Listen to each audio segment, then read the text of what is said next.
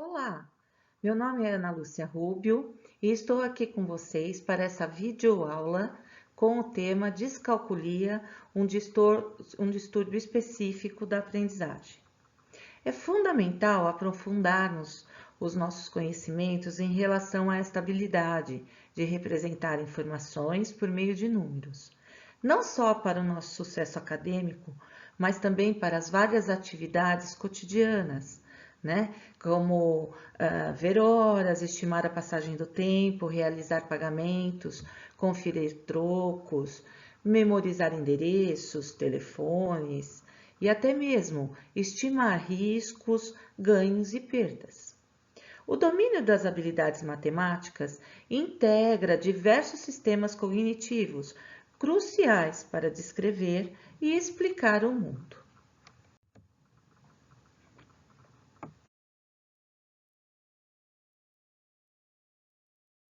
Para compreendermos a descalculia, precisamos saber o que é matemática. Matemática é uma ciência que estuda, por meio do raciocínio dedutivo, as propriedades dos seres abstratos, como os números e as figuras geométricas, e todas as relações que se estabelecem entre eles. Portanto, as habilidades matemáticas não são definidas somente como uma competência aritmética, como somar, abstrair e multiplicar, mas como diferentes habilidades complexas e dependentes de outras competências, como a linguística e as cognitivas. Entre as habilidades cognitivas estão a atenção, a organização e a memória de trabalho, que são necessárias para a resolução de problemas.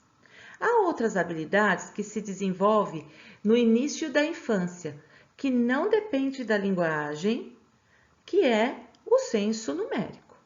Essas habilidades são todas regidas por diferentes sistemas especializados do cérebro e trabalham de forma integrada. Descalculia ou descalculia do desenvolvimento é uma desordem estrutural nas habilidades matemáticas.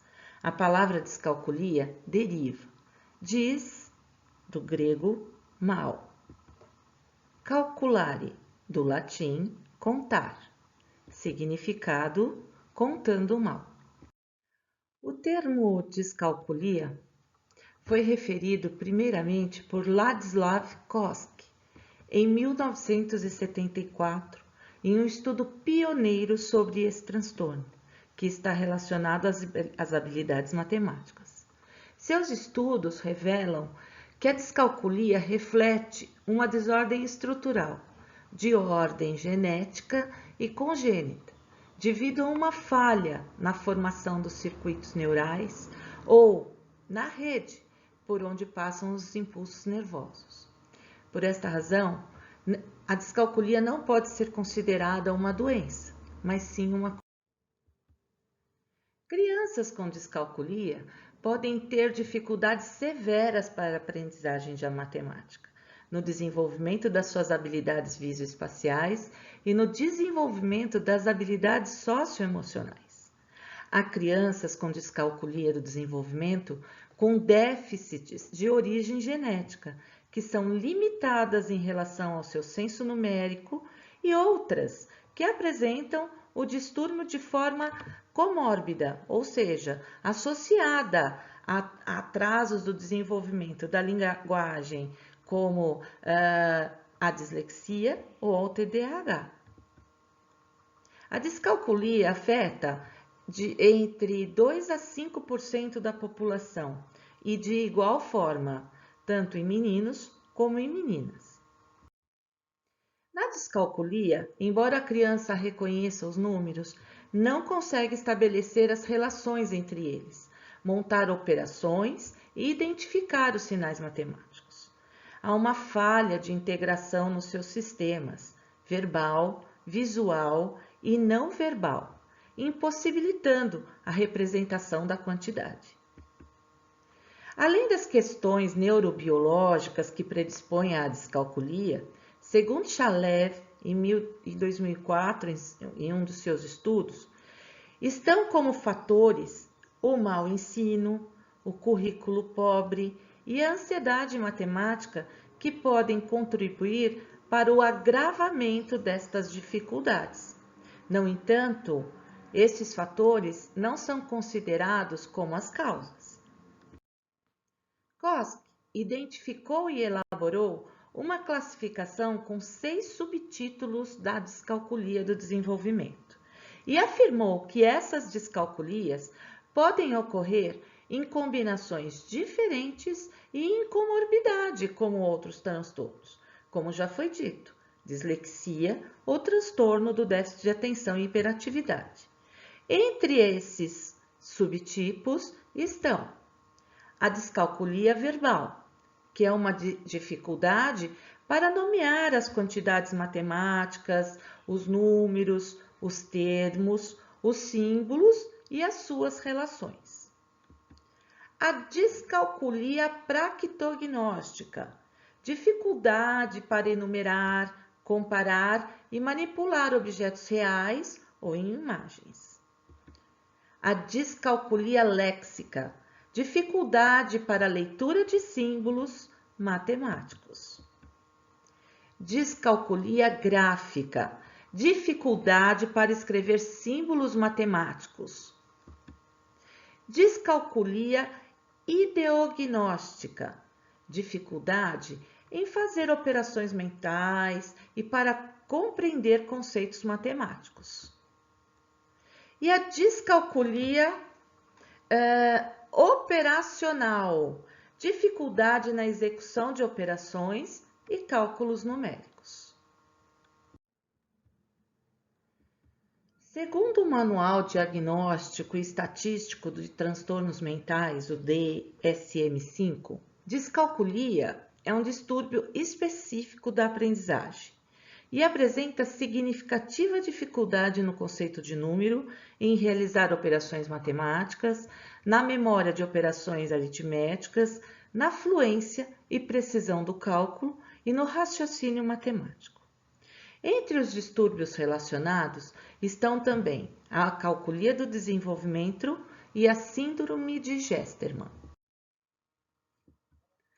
A acalculia é o resultado de uma lesão cerebral, como um acidente vascular ou um traumatismo craniano, enquanto que a síndrome de Gerstermann é um distúrbio neurológico raro, caracterizada por lesões no giro angular, que é uma região do cérebro envolvida em inúmeros processos relacionados à linguagem, processamento de números, a orientação espacial e até o resgate das memórias e o foco de atenção. Geralmente, o hemisfério central dominante é o hemisfério esquerdo.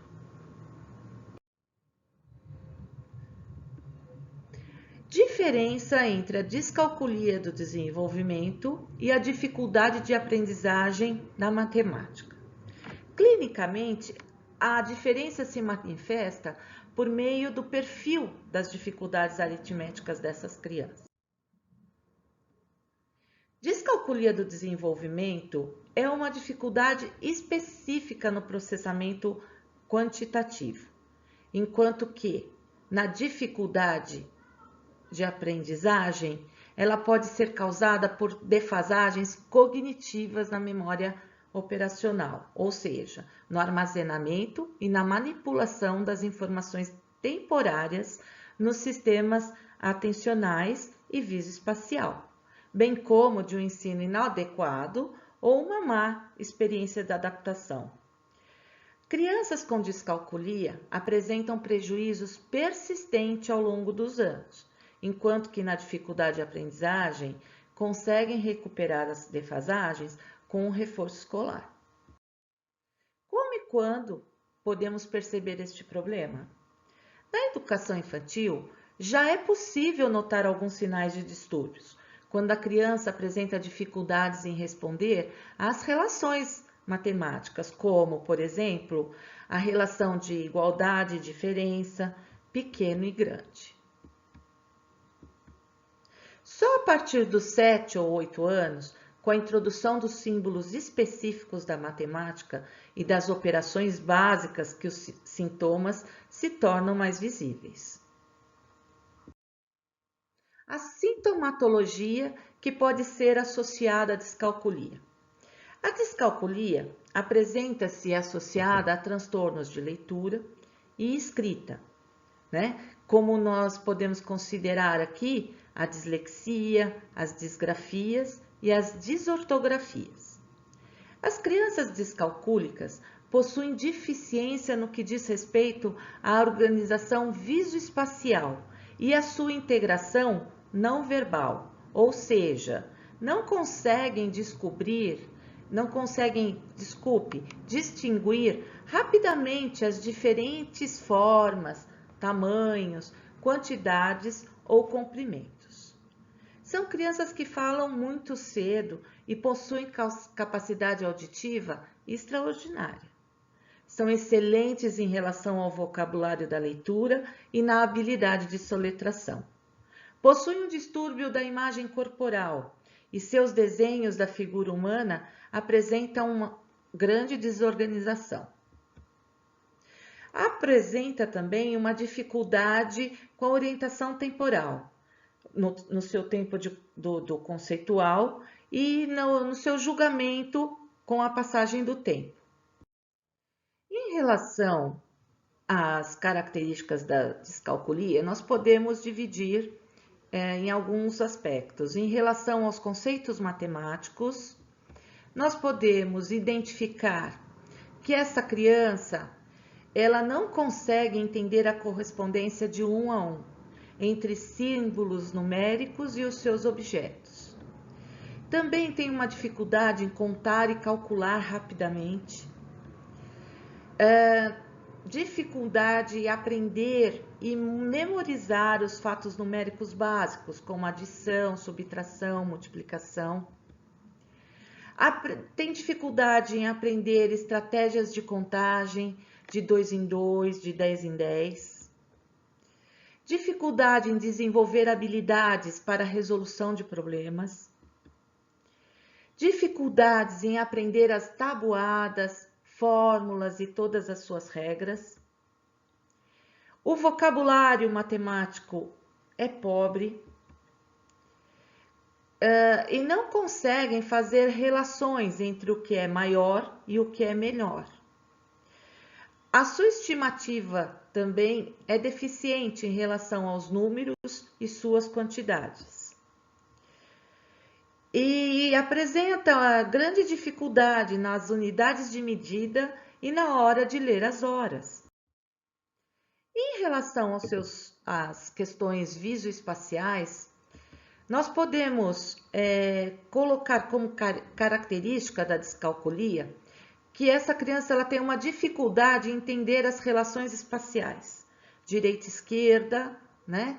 Então, geralmente elas são ambidestras, né? Então, elas não possuem um sentido claro de direção.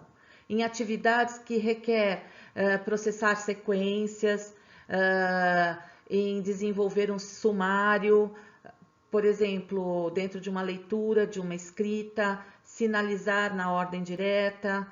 Elas também podem ter problemas até mesmo com a calculadora na mão. Deslocar-se em direções não familiares, por exemplo, norte, sul, leste, oeste, também é uma dificuldade visoespacial relacionada à descalculia.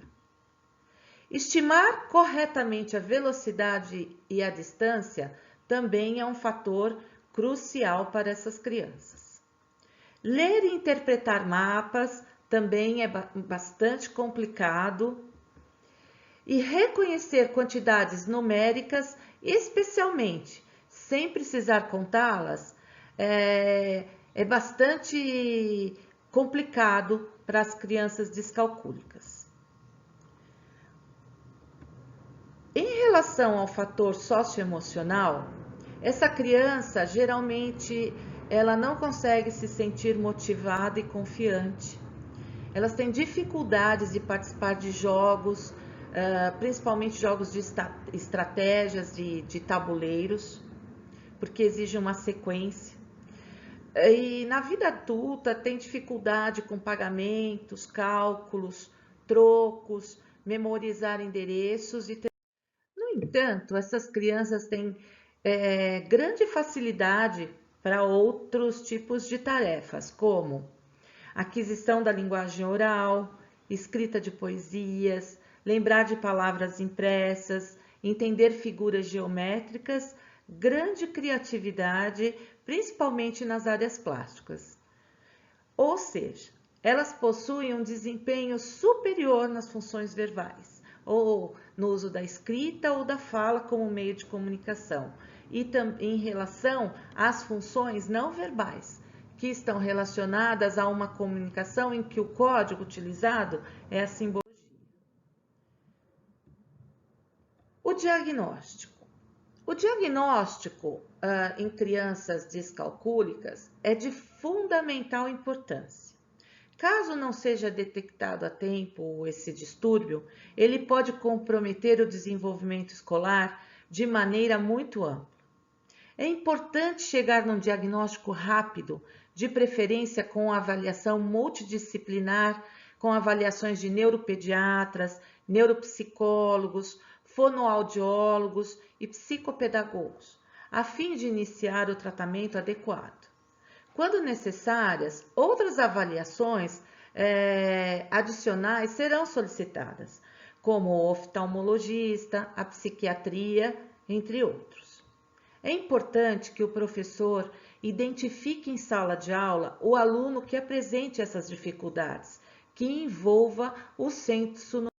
É de suma importância que as habilidades matemáticas sejam avaliadas de diferentes formas, oralmente e por escrito, com e sem papel, com objetos concretos, com a apresentação do problema e, em caso de dificuldade ou erro, a apresentação da conta na sua sequência e a apresentação dos problemas, aonde você apresente de forma oral e escrita, também com papel e sem o papel, com as continhas, só as operações envolvidas, que é só o procedimento, e com todas as outras alternativas.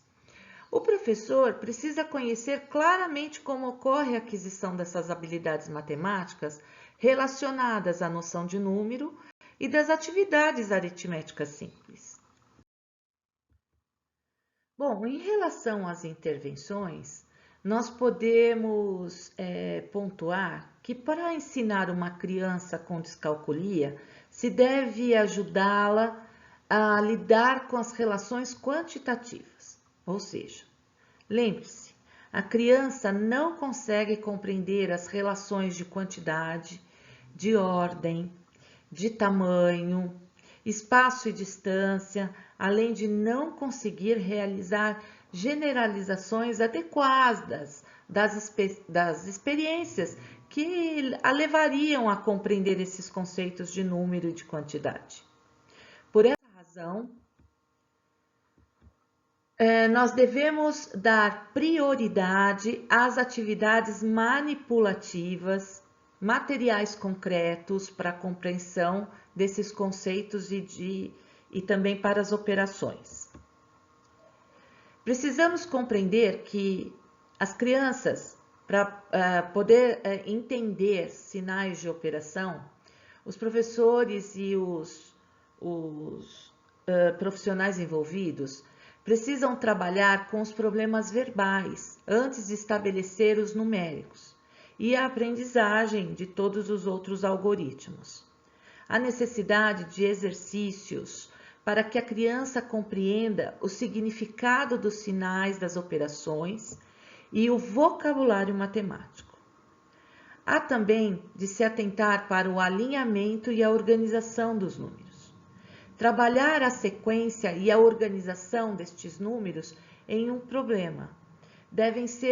Essas questões devem ser devidamente explicadas pelo professor e, se houver inversões, reversões, desalinhamentos, deve ser corrigido, né, esclarecendo esses erros e reorganizando os dados. A sequência dos passos também é fundamental ser pontuada. O professor deve se utilizar de pistas para indicar os procedimentos operacionais. As soluções dos problemas e o raciocínio que envolve para tal ação devem ser introduzidos com materiais concretos, serem verbalizados para depois serem convertidos em símbolos matemáticos. As crianças devem aprender conceitos de mensuração de tempo, distância e espaço, utilizando de experiências já vividas para enfatizar o pensamento lógico e relacional, ao invés da memorização. O papel do professor. Todo professor deve considerar a criança como protagonista da construção da sua aprendizagem, para assim conseguir desenvolver e desempenhar com êxito a sua função. Então, o professor deve ser um organizador dessa aprendizagem. É preciso conhecer as condições socioculturais, as expectativas da criança, as competências cognitivas dos seus alunos, escolher os problemas que possibilitam a construção dos conceitos, dos procedimentos e alimentar esse processo de resolução, sempre tendo em vista os objetivos que ele tem para atingir. É importante consultar as atividades de leitura, escrita, comparação e ordenação das anotações numéricas propostas pelos PCNs de matemática. Como também deve-se ter em mente que o aluno com descalculia deve ser auxiliado para a execução de suas atividades. Ao apresentar processos ou conceitos novos, o professor deve começar pelo nível mais concreto da tarefa para que o aluno compreenda, trabalhando com problemas da sua vida cotidiana.